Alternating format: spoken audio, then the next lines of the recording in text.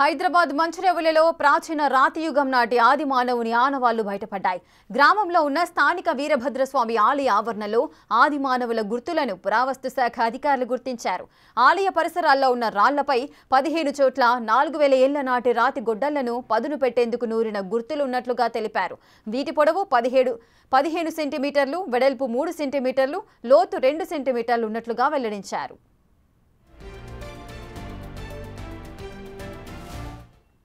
ఇదే అంశంపై ఆలయ వంశపారంపర్య అర్చకులు మాడపాటి పరమేశ్వరతో మా ప్రతినిధి అంజుమా ఫేస్ టు ఫేస్. ఆదిమానవుల కాలం నాటి ఆనవాళ్లు ఎక్కడో ఒక చోట బయటపడుతూనే ఉంటాయి. అలా మంచిరేవుల గ్రామంలోని అతి పురాతనమైన వీరభద్రస్వామి ఆలయంలో కూడా ఇటీవలే బయటపడ్డాయి. ఈ విషయాన్ని ఆర్కియాలజీ డిపార్ట్మెంట్ పేర్కొనడం జరిగింది. ప్రస్తుతం మనం మంచిరేవుల గ్రామంలో ఉన్నటువంటి వీరభద్రస్వామి ఆలయంలో ఉన్నాము. మనతో పాటు ఆలయ వంశపారంపర్య ప్రధాన అర్చకులు మాడపాటి పరమేశ్వర్ గారు ఉన్నారు. మిగతా విషయాలను ఆయన మాటల్లోనే అడిగి తెలుసుకుందాము. నమస్కారం పూజారి గారు. ఈ ఆలయంలో ఆదిమానవుల కాలం నాటి ఆనవాళ్లు ఏ విధంగా బయటపడ్డాయి, పురావస్తు శాఖ వారికి ఏ విధంగా తెలిసింది? శ్రీ గురుభ్యో నమః. శ్రీ మచిలీశ్వర వీరభద్రస్వామి దేవాలయం. ఇక్కడ స్వామివారు గుహ కింద వెలిశారు. అతి పురాతనమైన దేవాలయం. చాళక్యుల కాలం నాటి దేవాలయం ఇది. బ్రహ్మసూత్రం ఆధారంగా దీని శివనాగరెడ్డి గారు ఆర్కియాలజికల్ డిపార్ట్మెంట్ వారు దీన్ని తెలపడం జరిగింది. వారు 1300 నుంచి 1400 సంవత్సరాల కంటే పాతదయి ఉండవచ్చు అని చెప్పడం జరిగింది. స్వామివారు ఇక్కడ స్వయంభూ కింద నుంచి నడుచుకుంటూ వచ్చి స్వామివారి గుహలో వెళ్ళవడం జరిగింది. ఇక్కడ ఈ నేటికి కూడా స్వామివారి పాదముద్రలు నలుపు వర్ణంలో కింద నుంచి మెట్ల దారి గుండా ఈరోజు నేటికి కనిపిస్తాయి. అట్లాగే నిన్నటి రోజున వారు మళ్ళీ మా ఆహ్వానం మేరకు వచ్చి ఇక్కడ దేవాలయ పరిసర ప్రాంతాల్లో రాతి పైన కొండపైన కొన్ని ఆనవాళ్ళు చూపించడం జరిగింది. ఏంటి అనగా అవి ఒకప్పట్లో ఇనుము అనే వస్తువు లేదు. కేవలం ఉన్నటువంటి రాతి చేతనే ఆ రాతిని షార్ప్ చేసి దానికి వారికి అనుగుణంగా మార్చుకొని దాన్ని వారు ఉపయోగించేవారు.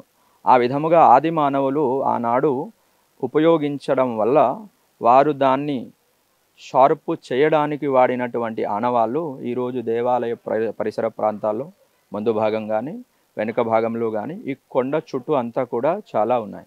ఇక్కడ మీరు ప్రత్యక్షంగా చూడొచ్చు. సో ఇప్పుడు ఏదైతే మనకు అంటే ఈ లోతుగా ఉన్నటువంటి గుంత ఏదైతే కనిపిస్తుందో ఇది ఆదిమానవుల కాలం నాటి ఆ గుర్తే అంటారా?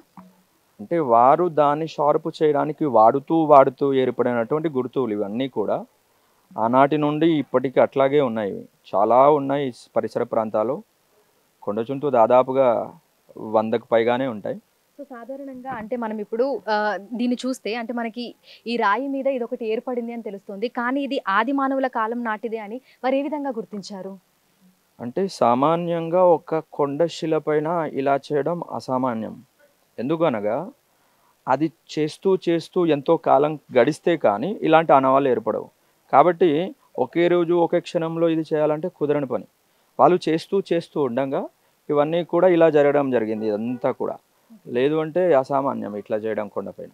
సో ఆర్కియాలజీ డిపార్ట్మెంట్ వాళ్ళు అంటే ఇటువైపు వచ్చినప్పుడు మీరు వాళ్ళని చూసి పిలవడం జరిగిందా, లేదంటే వాళ్ళంతట వాళ్ళే ఇక్కడికి రావడం జరిగిందా? మేము వారిని దేవాలయం యొక్క వయస్సు ఎంత ఉంటుందని ముఖ్యంగా మా ఉద్దేశం పిలవడం జరిగింది. దాంతోపాటుగా వారివి గుర్తించి ఇది మాకు వివరించడం జరిగింది. ఆది మానవుల కాలం నాటిది. దీన్ని 4000 సంవత్సరాల కంటే పూర్వము అని చెప్పడం వారు చెప్పారు. మంచిరేవుల గ్రామంలో ఉన్నటువంటి అతి పురాతనమైన దాదాపు 1300 నుంచి 1400 ఏళ్ల నాటి పురాతన ఆలయమైనటువంటి వీరభద్రస్వామి ఆలయంలో ఇటీవలి కాలంలో మనకు ఆ గుర్తులు కూడా ఏర్పడడం జరిగింది. సో ఒకసారి చూడొచ్చు. అంటే అప్పట్లో వాళ్ళకి ఇనుము పనిముట్లు అనేవి లేవు. సో వాళ్ళు వేట కోసం కానీ ఇతరత్ర అవసరాల కోసం కానీ రాళ్ళని ఉపయోగించే వాళ్ళు. ఆ రాళ్ళని షార్ప్ చేయడానికి పదును చేయడానికి వాళ్ళ విధంగా అంటే దాని మీద వాళ్ళు రాపిడి చేస్తూ మనకు ఆ గుంతలు కూడా ఏర్పడ్డాయి. ఇటువంటి గుంతలు ఈ ఆలయ పరిసర ప్రాంతాలలో ఇంకా అధిక సంఖ్యలో ఉన్నట్లుగా కూడా మనకు పూజారులు అయితే తెలపడం జరిగింది. ఒకసారి మీరు ఈ రాతి మీద చూసుకుంటే మనకి చాలా చోట్ల ఈ విధమైనటువంటి గుర్తులు అనేవి ఉన్నాయి. సో సాధారణంగా మనకి ఒక రాయి మీద ఇట్లాంటి గుర్తులు చేయడం అనేది అసాధ్యం. సో అప్పట్లో వాళ్ళు అంటే కొన్ని సంవత్సరాలు వాళ్ళు ఇలా చేసి ఉంటే తప్ప అట్లాంటి గుంతలు అయితే పడలేవు. అంటే ఆర్కియాలజీ డిపార్ట్మెంట్ వాళ్ళైతే 4000 సంవత్సరాల క్రితంవి అని చెప్తున్నారు. అంటే ఈ ఆలయం ఇంకా ఎంత పురాతనమైనది అనేది కూడా మనం అందరం కూడా ఒకసారి గుర్తించవచ్చు. సో ప్రస్తుతం అయితే వాళ్ళు ఈ ఆనవాళ్ళను గుర్తించడం అయితే జరిగింది. మరి ఈ ఆలయ పరిసర ప్రాంతాలలో ఆది మానవుల కాలం నాటి అంటే వాళ్ళు వాడిన పనిముట్లే కానీ వస్తువులే కానీ ఇంకేమైనా బయటపడతాయా అనేది కూడా వేచి చూడాలి. ఎందుకంటే మూసీ పరివాహిక ప్రాంతాలలో ఈ ఆది మానవుల సంబంధించినటువంటి పనిముట్లు వస్తువులు వాళ్ళ జీవన శైలిని తెలుసుకోవడానికైతే పరిశోధనలు జరుగుతున్నాయి. అందులో భాగంగానే ఇక్కడ కూడా వారికి సంబంధించినటువంటి గుర్తులైతే బయటపడడం జరిగింది. వీడియో జర్నలిస్ట్ వేణుతో అంజుమ, బిగ్ టీవీ, హైదరాబాద్.